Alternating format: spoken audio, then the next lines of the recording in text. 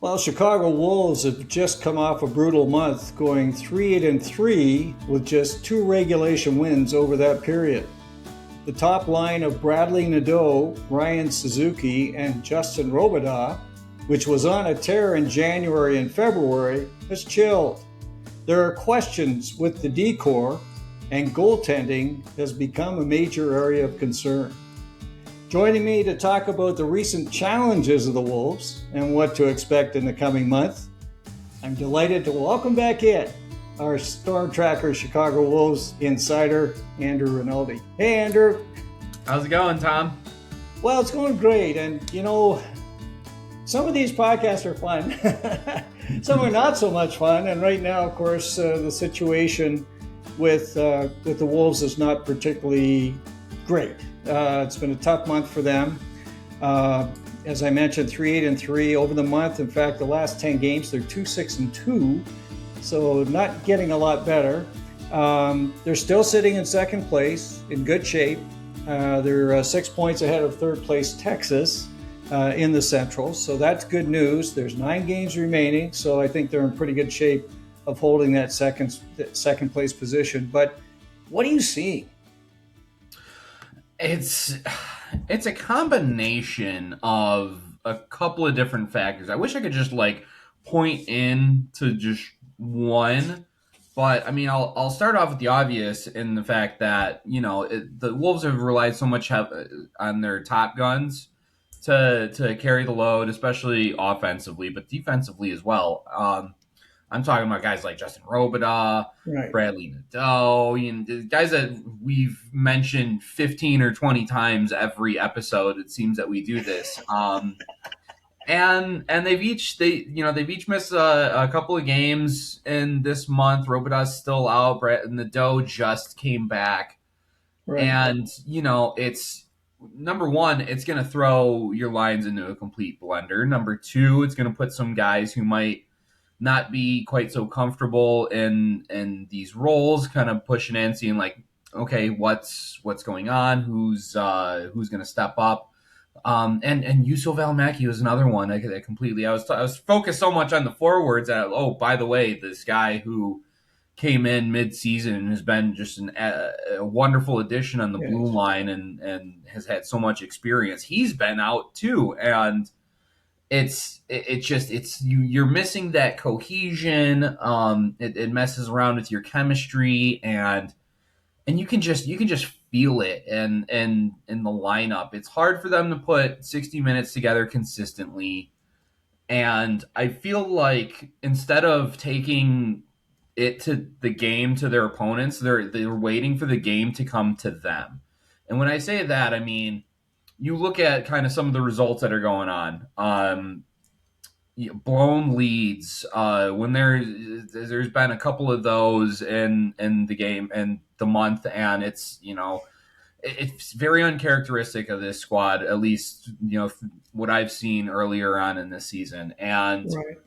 it's either you see some high scoring games where they're putting up some goals, but they can't keep them out of their net either. And then when the games become tight checking, the offense just seems to dry up, and it's just whatever can happen wrong has seemed to just kind of follow around with this team. The good news is that I kind of sound all doom and gloom here, but these are all correctable issues. I feel like this is a team that we've seen since October that has played much. We've seen them time and time again play better hockey than they're capable of doing here in this month. So yeah, you're right. It's not quite so fun to report on it when they have 2 regulation wins over the course of this last month. I kind of feel like Julius Caesar had a better March than the Wolves had, but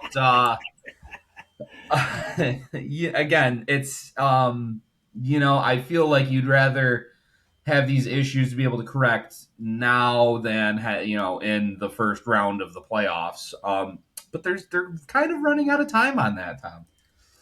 Well, it's definitely the Ides of March to be concerned about here because not a great month for the Wolves. You talked a little bit about lines going in a blender. if we take a look at the lineup for this most recent game, you had Noel Gunler, who jumped up with Bradly Nadeau and Ryan Suzuki. And Gunler's been playing some better hockey, so that's interesting. You had the line of Felix Unger Sorum with Philp and Neuchev, which has been together for a while. Mm-hmm. And then you had Evan Vierling joining Slavin and Brind'Amour in that third line. And then, you have Pavlichev and a variety of others who kind of come in and out on that fourth line. What did you see with that? What are you thinking? Throwing some darts against the wall and seeing what sticks. I think you see the foundation of what has made this team successful, and I think, for example, I don't think Brind'Amour has had anyone on his left side other than Josiah Slavin the entire year. And that has been, I think that's been a critical part of the Wolves' success, just kind of, what you're getting out of that line. And I think Evan Vierling has spent a lot of time on the right side there, and it gives you an anchor in the lineup where you can depend on these guys, and you're kind of have to tinker around with what works everywhere else. You're missing Justin Robidas, who brings so much to this squad, just outside of gathering points. He kills penalties. He's tenacious along the boards and in front of the net. What he can bring to your top line, your top. It's easy to just say, okay, Noel Gunler, go out there and get after it, and he's gonna play his game and he's gonna do what he does. But how do you bring that energy to that spot? And you can toy around with a couple different guys and a couple different looks. And I know Coach Anastas has done his best to kind of get the boys going when it kind of feels like the tires have been spinning in the mud there.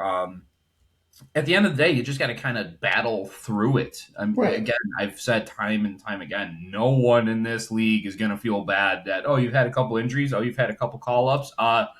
Okay, Iowa's been playing with the ECHL lineup the whole year. So they beat you twice, too. So no one's making any excuses anywhere.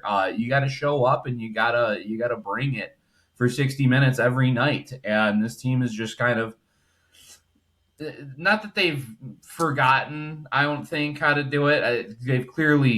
We've seen what they're capable of doing again. But it's just kind of one of those things that sometimes you just got to take it back to the drawing board. You got to simplify your game. I thought we'd kind of step out and talk a little bit about the players and just see what we're thinking about them. I've kind of put them into categories now, and I have fun with it. I did that with Spiros, and he kind of laughed. So the first group is the Fab Four, and I think it's pretty easy to know who these guys are, and that's Felix Unger Sorum, Bradly Nadeau, Justin Robidas, and Domenick Fensore. And all those guys, three of them were on the All-Star team, and the other guy is quite a story. But I thought we'd start with Felix. And, Felix having a resurgence. His last 11 games, he's got 11 points. Here's some things that were said about him. And I thought this was interesting because it mirrored a little bit about what Spiros was saying. When they looked at his play, how does it happen that all of a sudden he's having so much success, right? You kind of say, what changed from last year? Because he had a real tough first year with the Wolves. And some of us were wondering if maybe he was going to not be the player that he showed a couple of years ago in camp when everybody was oohing and eyeing, wondering if he was going to make the team, one of those situations. And the big thing is that he's worked on lower body strength. Okay, so this is something that you often hear folks building upper body. He's been building lower body, and he wanted to be able to, win 50-50 battles. He wanted to be tougher on his skates. And here's what the Wolves strength and conditioning coach Jack Rinzel said, and I thought it was really interesting. He said, "You look at when we started the year in October, and the biggest need that we found that was going to help him the most was just getting stronger in general. He's much more powerful, stronger, and faster now, and you can see that in his game and with his playing style." So that's interesting. So they, again, with these players, particularly the prospects, as you know, Andrew, they have a plan, right? So you got to go and work on this in the summer. And we want you to be stronger and faster and first step quickness, and all the stories. And so they had a plan for Felix, but boy, it seems to be working. And what are you seeing with him? He's still going, right?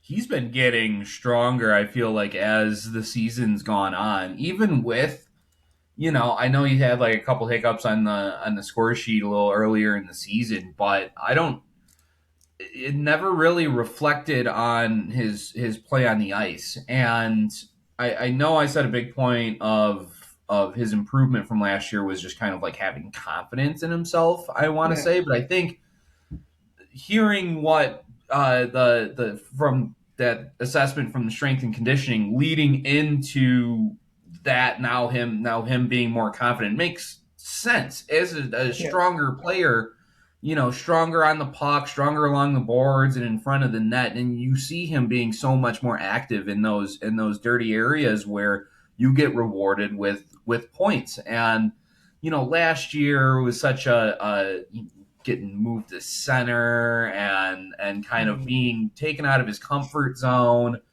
I felt like he never really got comfortable, didn't really have that confidence, hung around the perimeter a little bit more than I would have liked. And he just seems like a completely different player this year. And it's really starting to reflect on the score sheet. It's good to see that despite what the team's results have been, that he's been able to maintain his own personal success there as well. So it's been an absolute joy watching him grow and continue to grow and become a more mature rounded player.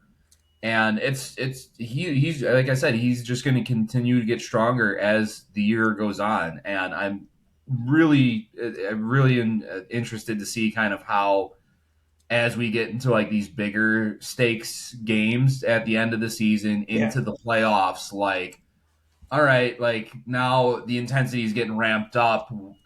What's next in his bag of tricks? And I think the Wolves are going to lean a lot on him to continue to provide that secondary scoring underneath that top line and continue to give the other team fits defensively. And it's been a lot of fun. I've been singing his praises all season long, and I'm going to continue to do so until he gives me a reason not to. Well, I think you picked a good one. And, as you know well, Andrew, Felix Unger Sorum sees the ice so darn well. He's got a huge hockey IQ. He's just a guy that really, he gets it. And now that he's getting stronger and can, get in there and battle and do the things he does, I mean, it's just going to make him better. And he said recently, I mean, he just sees himself as a great setup guy. And right now he's sitting at 13 goals and 43 assists in 63 games. So what a difference over from last year. It's huge. And he's sitting in 13th place in the AHL in scoring. Still just 20 years old, by the way. And I think we need to underscore that as well. So I think Felix Unger Sorum has brought himself back into the mix of top Canes prospects for sure. And that's exciting stuff.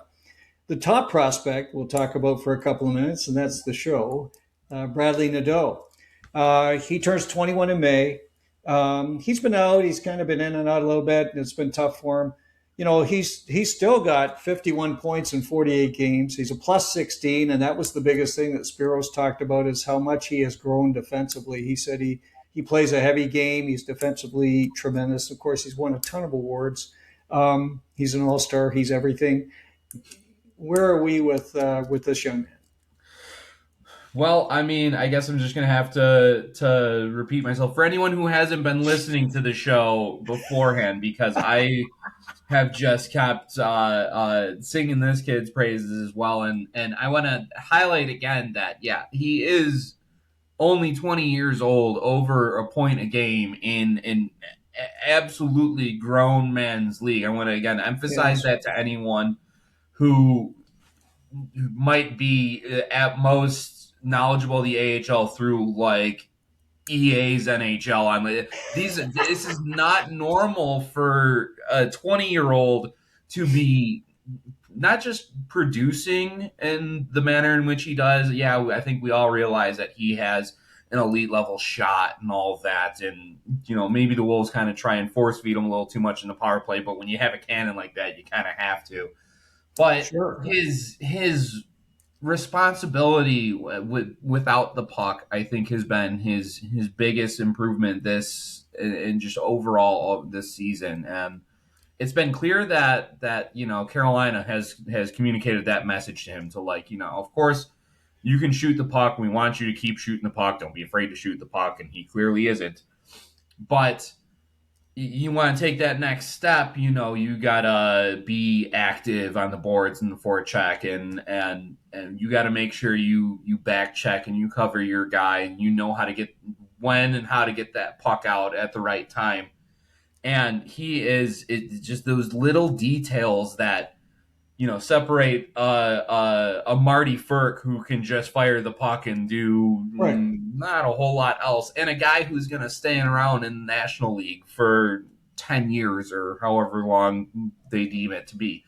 So it's I can sit here and talk about, wow, this guy's piling up so many goals, and he is, but I'll also continue to harp on the fact that he does so much more away from the puck than he did even last year, even earlier in the season, that continues to prove that there's a reason why this organization has so much faith in him, didn't deal him at the trade deadline, and is hanging on to him because there's so much promise to contribute to and a very near future, I think. And Carolina's blessed to have a really talented lineup, because I think this kid can easily be a contributor tomorrow in the NHL.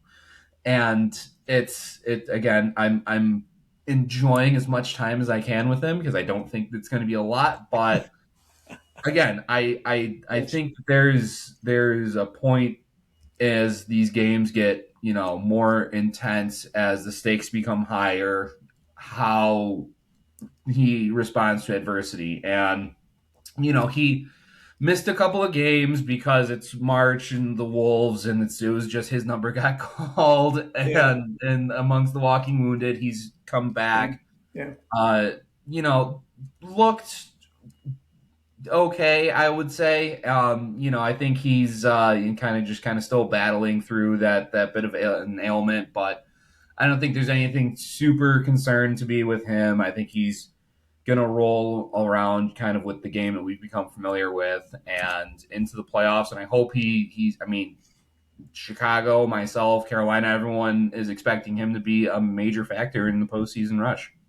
Of course, his line mate, who we talk about so much as well, that would be Justin Robidas. Again, he's had kind of some things lately, some injuries and some things that have held him back a little bit. But look, he went through a 19-game stretch earlier in the year, which you and I talked about, which was just ridiculous. 16 goals and 11 assists in 19 games. I mean, that was just ridiculous. So if he's taking a few games off now, I get it. He was an all-star, of course. Last year he had 20 goals, 35 assists, so 55 points. This year he's already got 57, and he's tied for 8th in the AHL in scoring. So, and he's plus 18. So he's he does it all. Spiros raved about a couple of things with Justin as well in the last podcast we did, where he basically said, look, this guy, he's a student of the game. He thinks it so much. He really understands how to play. He wants to get better desperately. I think it's great. And so, Robidas, another one of the pillars. And I've loved his game since day one. It's one I think that can translate to the big club. He's not, just a guy overly reliant on one aspect or another. It's not like he's just like a great playmaker and kind of slacks in some of the other areas or anything like that. He's just he's just a workhorse. And I made mention on one of my earliest episodes here on Storm Tracker when I said he plays a very mature game for his age. He does. And just how relentless and dogged he is on the puck. It just, you can't teach that motor. It's just that instinct, that dog that you have inside of you that just has a nose for where to be in the right time and to just make the right play. And when the coach can rely on you to not have a brain fart on the ice in certain areas, like it's such a good quality to have, that dependability. And he's been the rock, I would say. And I don't think it's a coincidence that this team's been struggling a lot with him out of the lineup. Yeah. And I agree with Coach in saying, this guy has a good future in the league ahead of him. And again, it's another one of those, I'm grateful I get to watch him here in Chicago for a couple of years as he continues to mature into that player that I think we all recognize is going to be a pain for teams up in at the next level. Well, as Nick Bass would say, he's a short king, which he is. He's a short king. But the thing I like about Justin Robidas, he's very stocky. So he's not easily pushed off his skates. He's not like, you look at Logan Stankoven and he's still pretty light. You bring a guy like Justin Robidas in and he's solid on his skates, and he's got a very solid lower body, strength, so that he can go in and play in those tough areas too. So yeah. I think he and Nadeau are going to be critical as they head into the playoffs. This is going to be something to watch. And earlier in the year, as we talked about a number of times, they were just terrorizing the league. I mean, literally terrorizing the league. So we'll hope they can get back to it. The final member of the Fab Four, just wanted to spend a minute on this guy. And the reason I wanted to bring him up is because of, I think, again, Spiros was very clear that, this guy's one of those guys you just count on. He does it all right. And that's Domenick Fensore. I'm a huge fan of Dom. And I've noticed lately Dom's role has kind of changed a little bit in that he's now, looks like he's mentoring Dominik Bidinka. He's been teaming up with Dominik Bidinka. We'll talk about him a little bit later. But I think that's a change, because when Charles-Alexis Legault was coming down, and we saw that for the first few games, these guys were paired together again. And they were outstanding last year, as you recall. But they've now split them up, and they've got Dom working with Bidinka. So interesting. Yeah, and it's rolling right along, another kind of short king there. But what I love about Dom and what I love about Robidas is that there's such a difference between being small and playing small. Okay, yeah, these guys aren't gifted with some of the height of some other players in the league or in the world, but they don't play like their size. And Fensore, the best way I've been able to describe his style is that he's just a bulldog. And I've always loved what he could do with the puck and just the way that he can skate out and attack in transition. It's always added a great dynamic for this squad. But he's not like, and I mean this with the utmost respect, he's not like he's Lane Hudson who's kind of looking like he's got his legs shaking in front of the net. No, this guy is battling and fighting every shift out there. And I think, Coach Anastas recognizes that. That's why he sticks him kind of with these younger guys to show them, here's how you want to play the game. If this is the right way to do it. Follow this guy, look at his habits, and try and mirror what he's doing. And he'll kind of set you on the path. I think clearly we saw Charles-Alexis Legault kind of get his cup of coffee up there with the Canes. Yes. Dominik Bidinka, I think, is on that path to, at some point down the line, become a contributor up there as well. And it's all going to be, you got to find the right way to do it. And it's such an important part of development. I mean, to just, anyone, a lot of guys have the talent, but they don't have what it takes between the ears to make it into the show. And a guy like Dom is going to show you want to take that next step. Here's the blueprint. And it's clear that he's got the trusting and confidence of the coaching staff. He plays every imaginable role for this team, Yes. especially with Valimaki out. This guy is going to be your horse, and you can look at the lineup. It's you might be fooled to believe like, oh, he's on the third line. He's not going to be getting that much ice. No, he's out there for what seems like half the game sometimes, and he earned that all-star appearance this year, yes. And he's been another guy where I feel like it's been a privilege to kind of watch him come through here with the Wolves and to follow along with his game. For sure, and he's a guy that I'm not sure there'll be a spot on the Canes for Dom, and I've said this before. I think he's a guy that can play in the NHL, and I think there are teams that will probably come calling in the summer, and maybe there'll be an opportunity for Dom somewhere else.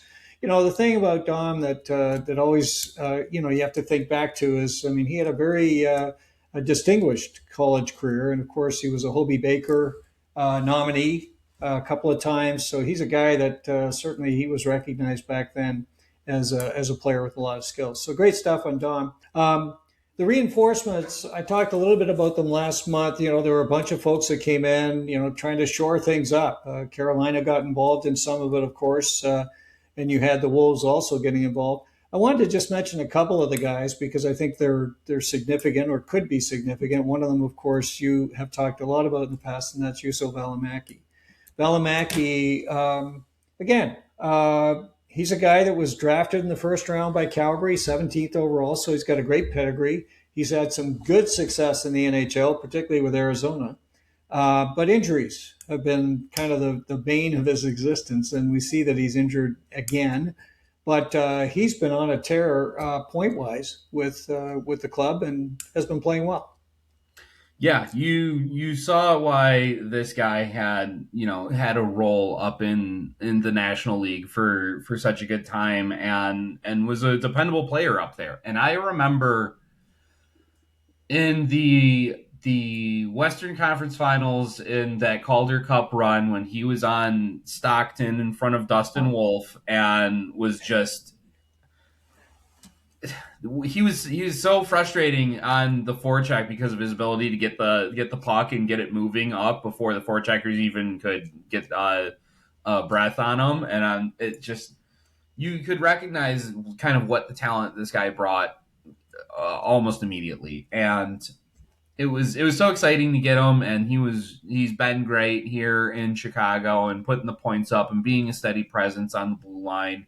And kind of being another guy that's like, hey, if I've been to the show, if you want to make it there someday, here to kind of follow his lead and he'll take you there. And again, I don't think it's kind of the same thing with Robidas. I don't think it's a coincidence that Valimaki leaves the lineup and kind of this team's kind of struggling to get the puck moving, especially from the blue line. So it's. Again, it's kind of an unfortunate story of the game where you have a guy with all this talent just can't seem to stay healthy. Yeah. You hope to have him for the postseason run, but unfortunately, it's just kind of a wait and see thing. You know how the AHL loves to deal with injuries. I heard Juha Jaska's coming back pretty soon. Wow, you're not serious? He is coming back? No, I'm not. Oh, jeez. I'm alluding to. Before. Yeah, they said he was close back in he's December? Close. All right, that's like 3 months ago. Yeah, and yes, here I'm looking. It was the end of December. I remember that well. I wrote it down. So yeah, for sure. Yeah. So, but you hope to have him back. I mean, you can't underscore his presence on that blue line. It's almost a cheat code. He's a guy with a ton of NHL experience down here in the American League. But yeah, when he's healthy, you take what you can get. If no one else is feeling sorry for you, you don't feel sorry for them when you get to throw a guy like that out there. No, for sure, and he's a guy that, as you say, rightfully, when he's healthy, he can really play.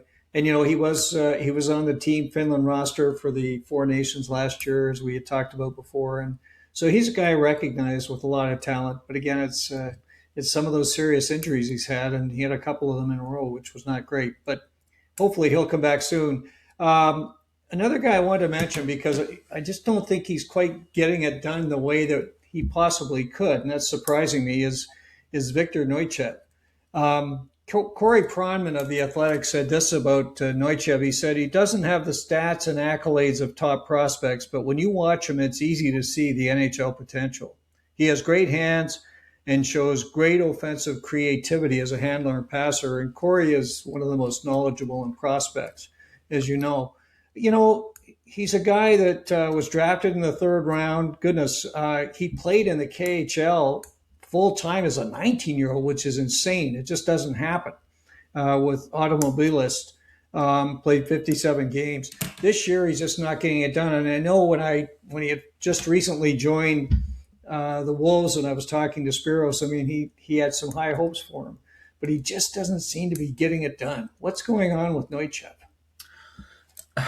I wish I could explain it, because right, you can see the flashes of talent there, and you feel like he's ready to blow up at any moment, and I don't know if he's just not comfortable in the system, or if it's just something.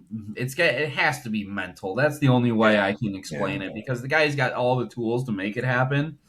And whether it's again, he's homesick, or there could be a million different reasons for it. But when I saw the stats and I saw he was when I was looking at what he was doing in Rochester, I was like, okay, he doesn't seem like he was getting all that ice. He has a chance to maybe get some second power play time, find a way to, especially with the injuries, find a way to hit the score sheet. And it just, I can say some guys can have the tools, but it's tough to put it together, and I think it just becomes, now you don't have the confidence in yourself. You're gripping the stick a little too tightly, and you're overthinking every single little play and every little detail in your game, when you just need to simplify it. Like, yeah, you have the talent here. That's what got you into the league and got you into this moment and in the lineup. So stop thinking so much about it, and to just get out and do what got you here. Because the moment you try changing your game up, and the moment you try being a player that you're not, you're going to you fall so far behind everyone else that you're just going to kind of become an afterthought. Not that I think that of Viktor Neuchev. I think he's got what it takes to be an X factor on this team. And that's what I was so excited about when they traded Gavin Bayreuther away for him. Yes. But yes. It's it just hasn't quite worked out for either party yet. Yeah, and it was interesting because they made some moves. You talked about the blender a little bit. Evan Vierling and Nikita Pavlichev had patrolled those spots alongside Felix Unger Sorum for quite a while, and formed a good troika. I thought they were pretty darn effective. But when Neuchev came in, and then they got Noah Philp, who came down from the Canes, they had a couple of guys that were kind of a little bit more, maybe upward potential, higher potential in terms of what they could deliver. And certainly Philp had played some NHL time, and Neuchev was, a guy that should be playing on an offensive line, a second line type player. That's his pedigree. So you really kind of were excited to see, hey, and one thing I said to Spiros, I said, man, this puts you in a great situation, because now you got two second liners in Pavlichev and Vierling, who you can drop to the fourth line. Not bad.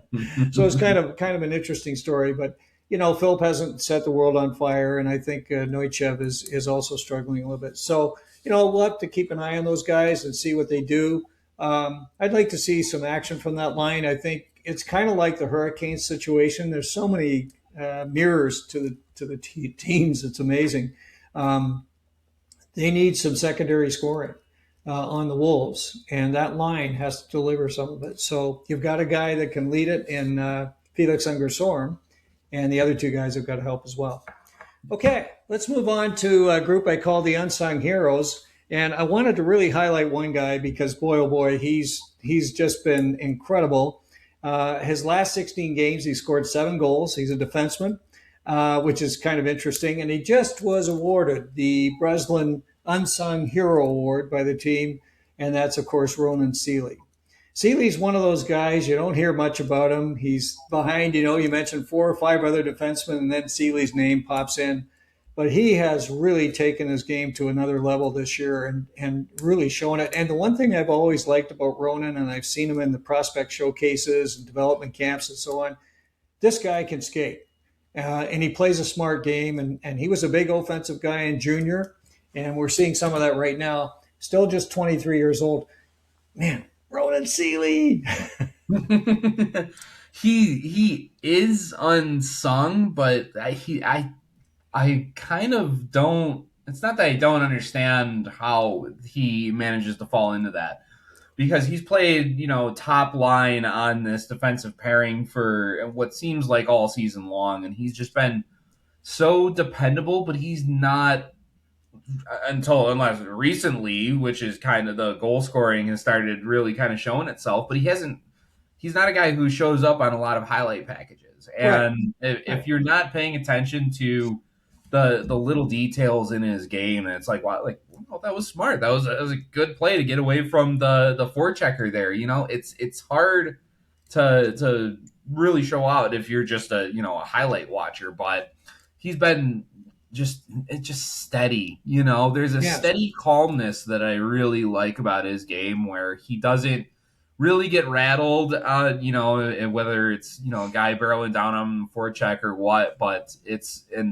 he's been here with the squad since, I want to say, 23. I think the year after the Calder Cup was his rookie season, and so which feels like a lifetime ago for me. But he's just been that steady presence back there that can kind of, when the boat gets rocking, which it has been for quite some time this month.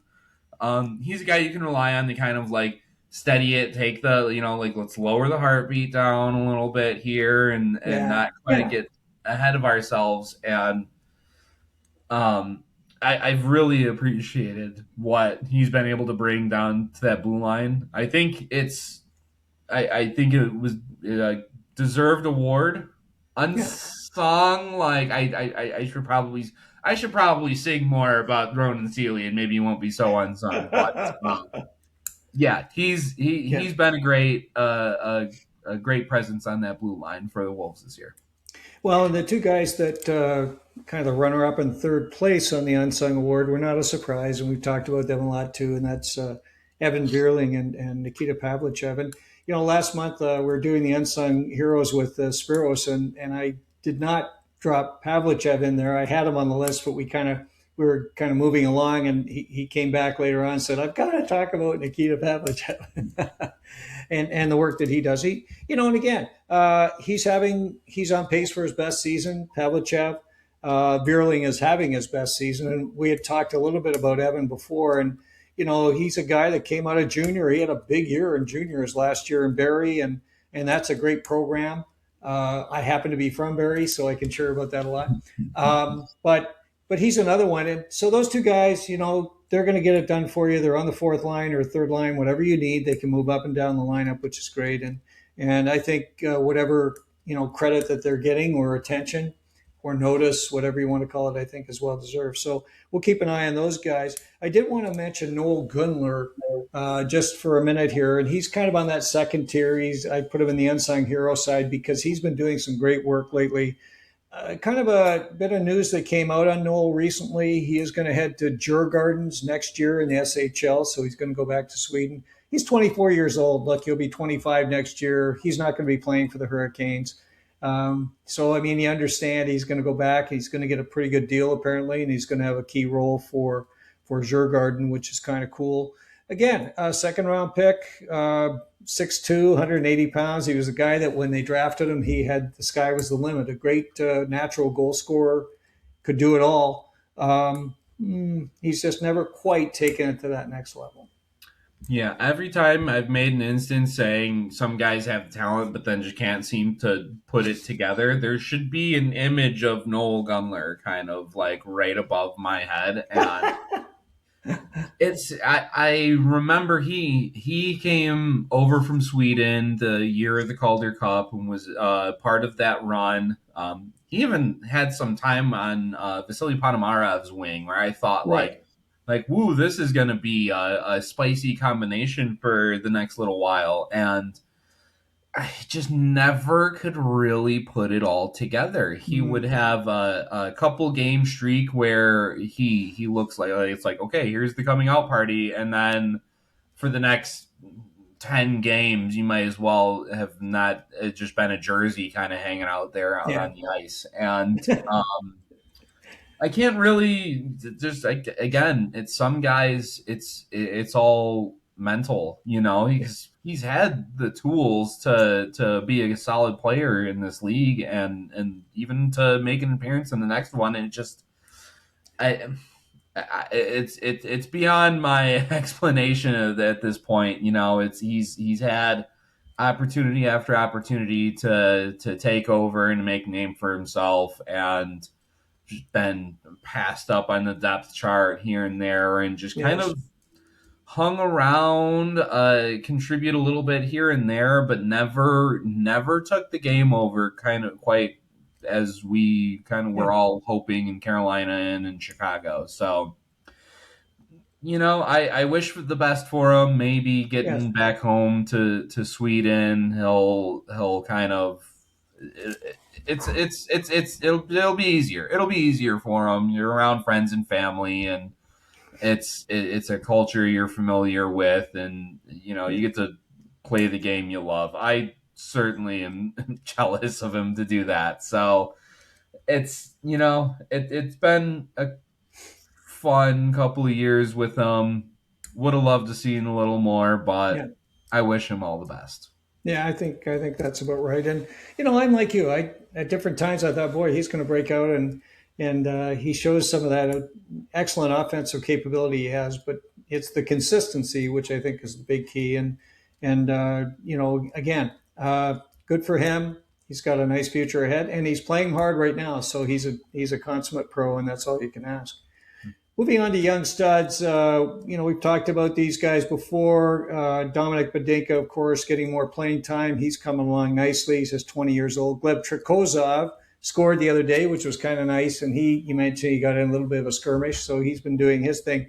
But I really wanted to highlight the signing today of Charlie Cerrato to a PTO. So he's going to have a tryout with the Wolves. Cerrato, 21 years old.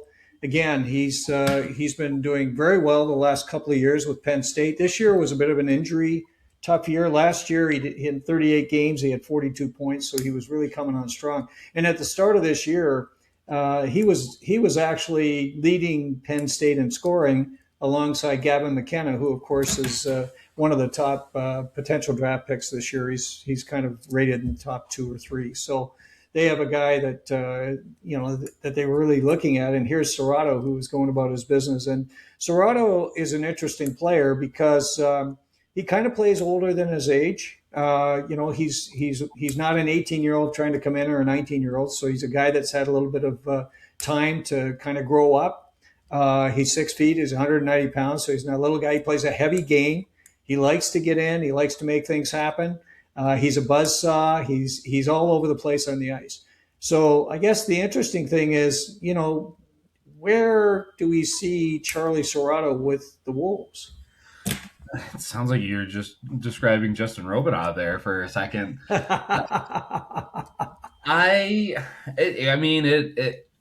It's up to Charlie. Really, is kind of what the way I look at it. Right. I mean, if the Wolves are still going to be, struggling along with kind of putting their forward lines together, and if Viktor Neuchev is still going to be in that second line spot and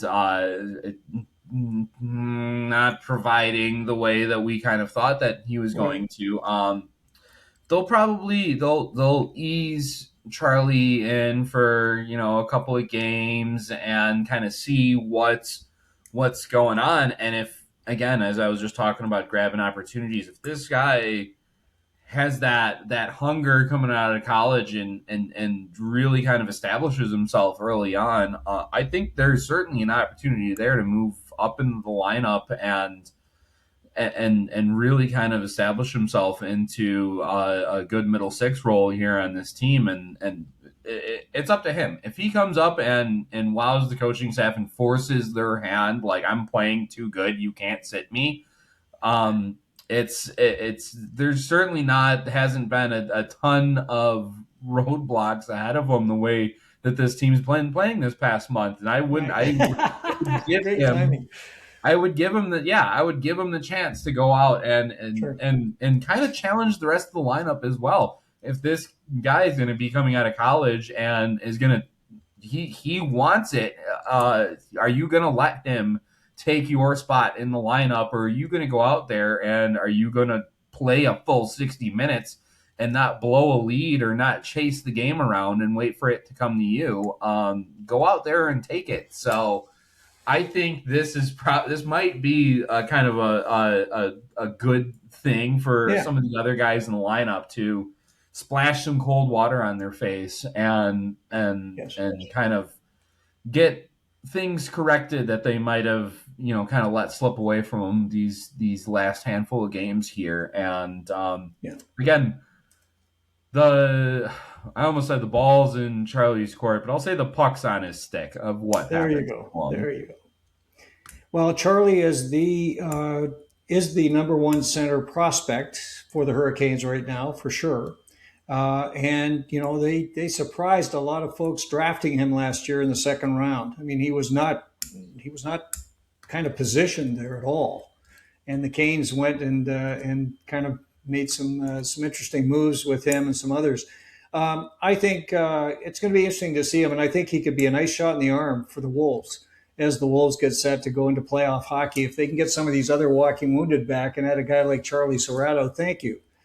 Some of the other teams are doing the same thing, as you know. Porter Martone is going to be playing in the AHL. There's two or three other guys that we're going to hear about that are top drawer NCAA players this year that are going to jump into the AHL for a period of time. And I think in some cases for the parent team, they just want to get a look at them and see, hey, are they going to compete for a spot next year on the roster? And if so, they should sign them to a deal and all that stuff that goes on. You remember 2 or 3 years ago, they had all the guys signed. They had Nadeau and of course Morrow and some other guys that all signed at the same time, and they took them all to Raleigh. And next thing you know, they were playing hockey, which is kind of fun. So yeah, we'll see what happens with Cerrato. I've talked with Nick Bass a lot about Charlie this year. Obviously, he's one of the top prospects for the Canes. So exciting to see him showing his wares over here in Chicago. Great. And we'll talk about him, I'm sure, next month. Wrapping up the player side just quickly, don't want to spend a lot of time on this, but the goaltending, I mentioned it off the top, has kind of been a train wreck lately, particularly Amir Miftakov. And, Miftakov started the season kind of tough. He had a really tough training camp with the Hurricanes. He was beat up in some games. Found his game for a while, but seems to be a little bit off the rails right now. Caden Primo, he's still got respectable numbers, but he hasn't been as sharp lately. A quick word on the goaltending. Oh, Miftakov is just the Russian roller coaster here at this point. It's, I feel like, unfortunately, it feels like when his play goes as the other goaltender goes, right? So at the beginning of the season, Primo got claimed on waivers and he was up in Toronto. So Miftakov was kind of shoved into the number one role, and he just didn't respond well. I mean, let's call a spade a spade. Yeah. And as soon as Primo comes back, it kind of like calmed him down. Okay, he doesn't have the weight of the world on his shoulders and everything. And he looked like a more calm goalie, kind of wasn't really swimming out there quite so much as we saw earlier on.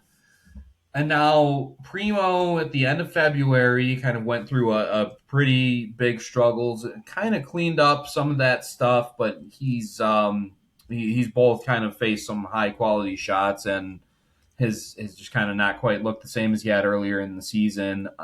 Given up pretty regularly, at least 3 goals a game over the last month. Wow. And Miftakov has responded by giving up about an average of 5 goals a game over the last month. I don't think he's won since the Valentine's Day almost, if my memory serves me right. Oh yeah, oh no, sorry, the day after Valentine's Day. That was his last win. You got a bit of a cushion here over Texas, and the team's kind of not really playing great to begin with. I would almost see, Ruslan Hazaev has had a handful of games at the beginning of the season. Last year, he's another guy who was thrust into a role who, he's very raw and young and wasn't really ready for, but performed admirably, at times. I would almost give him an opportunity for a couple of games at this point just to see, because if something, the hockey gods forbid were to happen to Primo, is this the guy who's gonna lead the team out? I know it's just a backup goalie and there's only 9 games left in the season, but I think we can this guy is like Chernobyl levels of nuclear at this point, and I would at least get the kid in for a couple of games and see what you got. And if not, okay, it can't get much worse than it has been for Miftakov here in this one. So Primo has a bit of a better record in terms of just kind of his, number one, he's been showing out a little more even with the last month of kind of horrors. His record has been better than what he's shown. And just based on his body of work here in the league, you kind of have figured that this guy's gonna bring it. He's gonna bring it every night, whether win, loss, or whatever. But it's tough to see Miftakov out there. It's demoralizing for the team because you gotta score at least 5 if you want a chance, and it's. Well, it's you have a goalie that's not confident in the crease. The team in front, these guys they're in practice in the locker room and they're spending all this time together. Like they know when the guy's not confident. They know, and he knows when they're like, oh, here we go again. And these guys are professionals, but you feel that energy and you feed off of it. When a guy is not coming with that dog in him every single night, it resonates on the team. So that's why I kind of would throw maybe a little bit of young blood in there to maybe again, same thing with Cerrato. Shot in the arm. Like, okay, if this isn't working, like what is gonna work? And I again, this, for all the doom and gloom, this team's in second place, and it's not like we should be throwing out solutions to try and save the season. Again, this is the backup goaltending position that we're talking about here. But I think that, it would go a long way towards, the young goaltender's confidence that's down there in Greensboro. Okay, we know that you're probably going to be up here in Chicago a little bit. Let's see what you got and see how much you've grown since the last time you've been up here. For the rest of the team, all right, this guy, here's a young goaltender, and we're kind of putting him in your care. You show up for him. This guy's going to come out here and battle. You better battle for him. Otherwise, you're going to be on the bench. Just kind of shaking it up a little bit, not, rocking the boat, but maybe kind of changing the rudder direction a little bit. Again, I know there's, just a handful of games left in the season and playoffs are coming up and everything, but you're in second place. You're going to be seeing the Texas Stars more than likely. It's not set in stone, but more than likely you're going to be seeing these guys. they're going to be coming for you. So you got to find ways to get these guys ready to battle in game every night. I don't think that they're going to miss 2 more starts of Amir Miftakov the rest of the season, or 3, or however many I have to be subject to seeing for the rest of the season. Now, a wild card, you could see Pyotr Kochetkov in for a game or two if they want to get him conditioning. If he returns, and there's all kinds of different thoughts as to whether he might see some game action before the end of the season, and I would fully expect that the Hurricanes would send him on a conditioning stint down to Chicago. So you might see Pyotr back, and I think there'd be some fun discussions, and I'm sure Stan Dubicki would be really happy to have his old buddy Pyotr back in Chicago. So interesting story. We'll see how that plays out. Okay, just some closing thoughts. Injury status is a big thing. I did notice that along with Cerrato's PTO that the Wolves have called up Blake Biondi from the Gargoyles, which is great. And he was doing well. He had 25 points in 27 games. And we had talked a lot about Blake before. I'm a big fan of his. He was Mr. Hockey in Minnesota in 2020. That's pretty cool. That's the top high school hockey player in the state. So there have been some others that have gone through. You could recognize them. They play in the NHL. So it's a pretty lofty award for him. And so he was a 4th rounder with Montreal. He's a guy that's got a great pedigree. He's 6'1", 200 pounds. He does all. I just expect him to come in and play. So we'll look forward to his ad. But, I think that's the key as we look forward. I mean, it's going to be adding players, players coming back, trying to get the lineup set for the playoffs. And I had talked to Spiros about the D-Corps, which is loaded when everybody's back. Of course, they had received players like Nystrom and Legault, and of course they added Valimaki and Foot. So they had a lot of guys that they could really shore up the blue line with. What are you looking? We've got a couple of games against Texas right away. Those are going to be interesting. What are you looking for the month ahead? Well, yeah, those Texas games are certainly circled on the schedule. Again, there could be a scenario where Manitoba could jump over them in the standings, and they're going to have to go up to the Great White North to open up their playoffs. But I got a good feeling it's going to be Texas. I mean, they've been just an absolute menace for this Wolves team, especially they had a couple times where they just kind of kicked them around this month. And here's a chance at kind of like, not just getting revenge for those butt kickings, but setting the tone. Again, if you're going to be seeing this team very likely in the postseason, you gotta show out and tell them, like, we're not gonna be pushed around. Kind of quite what happened in March, and this is gonna be a new month. Yes. It's gonna be a new squad with a new mentality. Again, don't let the game come to you. Go out and take it to them, and then after you've taken it to them, don't just let off on the gas pedal. Keep taking it to them. And I want to see kind of some more of that, of kind of just more positive shifts and stringing them all together to put a complete effort in.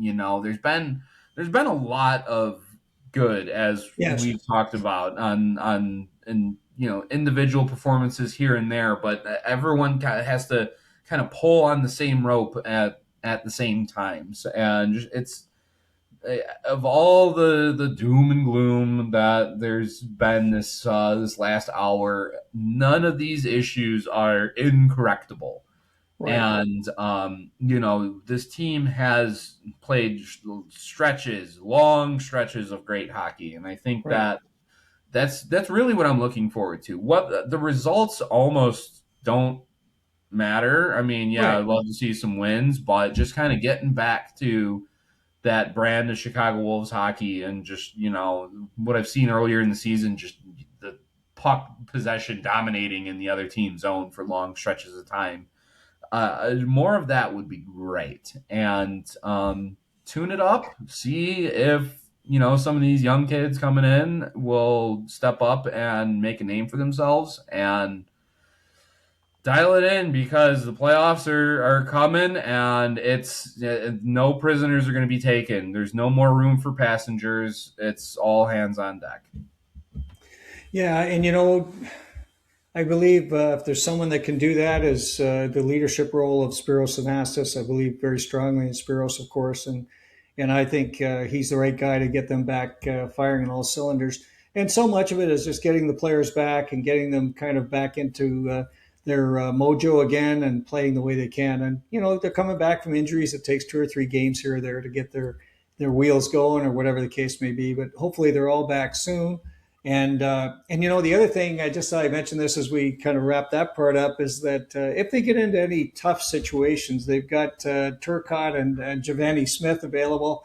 So they've got a couple of guys that can come in and play that heavy role, and just as the Canes did with Nicolas Deslauriers. So they've got some guys that can shake things up if it gets tough in any of the opposing berms. So lots of fun.